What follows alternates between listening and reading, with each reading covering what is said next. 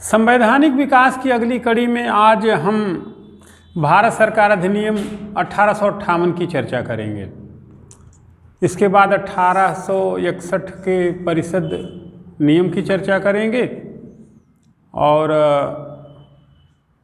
1873 का अधिनियम, शाही उपाधि अधिनियम 1876 भी आज ही चर्चा का विषय होगा एंड अंततः भारतीय परिषद एक्ट 1892।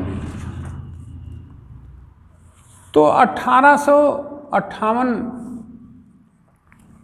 का भारत सरकार अधिनियम इस सोच पर आधारित है कि अब कंपनी की प्रभाविता खत्म कर दिया जाए, ब्रिटिश शासन प्रणाली लागू किया जाए। अब ब्रिटिश शासन पद्धति महत्वपूर्ण हो गई। जो भी निर्णय होंगे भारत में शासन प्रशासन के, उसके लिए ब्रिटिश संसद उत्तरदायी होगी और वही नियुक्ति, पदच्युति, नियम कानून बनाने के बारे में अंतिम फैसला करेगी। ये इम्पॉर्टेंट बात है। जहाँ तक क्रमागत कुछ तथ्यवत बातें हैं तो पहली बात यह है कि भारत में कंपनी के शासन को समाप्त कर दिया गया तथा शासन का उत्तरदायित्व तो ब्रिटिश सरकार यानी कि ब्रितानी संसद को दे दी गई। नेक्स्ट पॉइंट, भारत राज्य सचिव के कार्यों में सहायता देने के लिए 15 सदस्यों की एक भारत परिषद इंडिया काउंसिल का गठन हुआ, जिसमें 8 सदस्य ब्रिटिश सरकार यानी कि सम्राट द्वारा नामित किए जाने थे और 7 सदस्य कंपनी के निदेशक मंडल द्वारा नियुक्त किए जाने थे। ये इम्पॉर्टेंट बात है। अगली महत्वपूर्ण बात, भारत के गवर्नर जनरल का पद अब बदल करके वायसराय कर दिया गया। एक इम्पॉर्टेंट बात आप इसे नोट करें यहाँ पर। बोर्ड ऑफ डायरेक्टर्स तथा बोर्ड ऑफ कंट्रोलर को समाप्त कर दिया गया। जब वह ब्रिटिश प्रांतों का शासन देखता था तब उसे गवर्नर जनरल कहा जाता था और जब वह भारतीय राजाओं के साथ ब्रिटिश सम्राट के प्रतिनिधि के तौर पर बैठ करके कोई निर्णय लेता था, रायशुमारी करता था, तब वो वायसराय कहलाता था। नेक्स्ट, भारत में राज्य संचालन के लिए ब्रिटिश मंत्रिमंडल ने एक सदस्य के रूप में भारत के राज्य सचिव की नियुक्ति की। वह अपने कार्यों के लिए ब्रिटिश संसद के लिए उत्तरदायी था। तो इस प्रकार से इस अधिनियम में भारत के राज्य सचिव की नियुक्ति इम्पॉर्टेंट बात होगी, जो अंततः रिस्पॉन्सिबल होगा, अकाउंटेबल होगा ब्रिटिश संसद को या ब्रितानी हुकूमत को।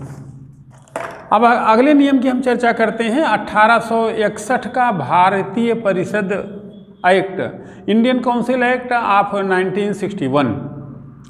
फर्स्ट पॉइंट, ब्रिटेन में चार्टिस्ट आंदोलनों द्वारा उत्पन्न की गई चेतना तथा तत्कालीन वायसराय लॉर्ड कैनिंग के द्वारा शासन में सुधार के लिए भारत मंत्री को दी गई रिपोर्ट के कारण ही वस्तुतः यह अधिनियम 1861 में पारित किया गया।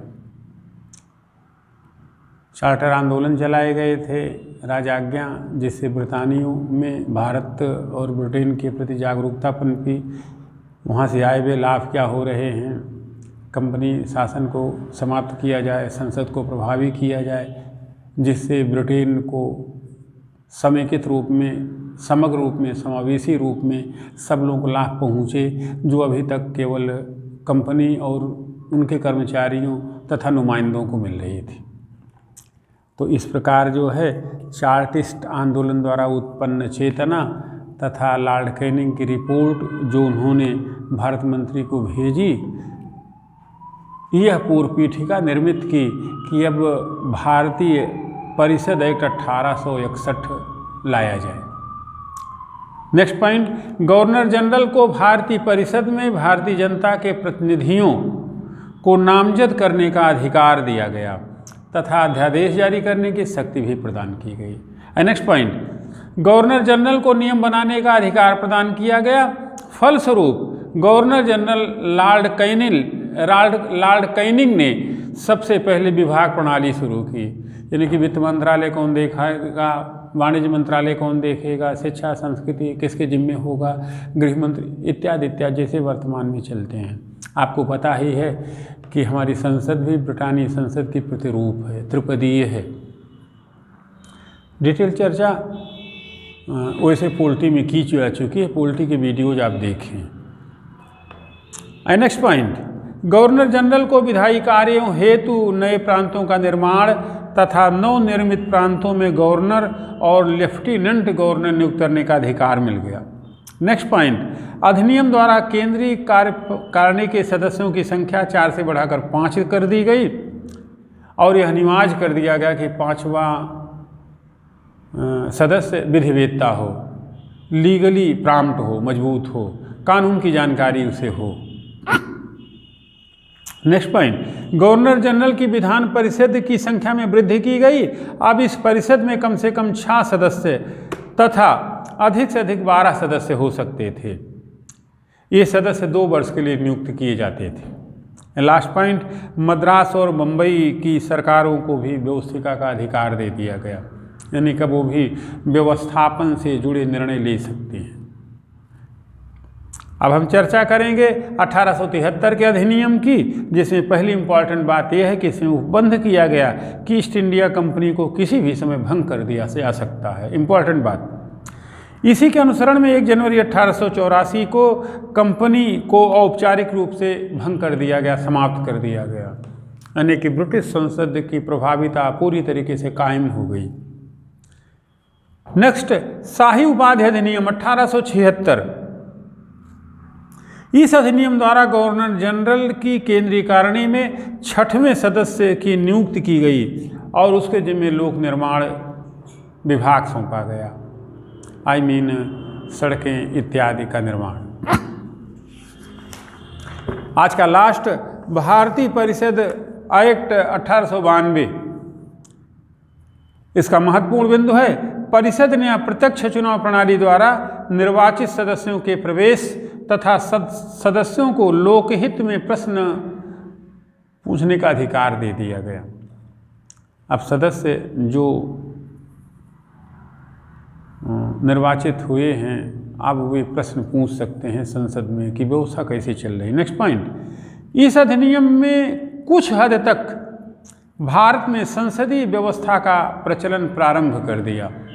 नेक्स्ट पॉइंट, निर्वाचन प्रणाली का आरंभ किया जाना इस अधिनियम की एक प्रमुख विशेषता है। भारतीय सदस्यों को बजट पर बहस करने तथा प्रश्न पूछने का अधिकार प्रदान कर दिया गया, किंतु मतदान कराने और अनुपूरक प्रश्न पूछने का अधिकार अभी नहीं मिला, जो क्रमशः 1909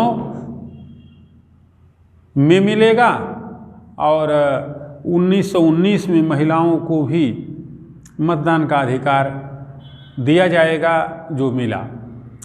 अब अगला एक्ट है भारतीय परिषद अधिनियम 1909। अब नई सदी में आ चुके हैं, यानी कि पुरानी पिछली की शुरुआत की, जिसकी चर्चा हम अगले वीडियो में करेंगे। आप पढ़ाई जारी रखें। कल हम आपको मुख्य परीक्षा के कुछ प्रश्न बताएंगे कि कैसे मेंस में आप लिखें। ढेर सारी शुभकामनाएँ। बाकी जल्दी ही फिर मिलते हैं। धन्यवाद।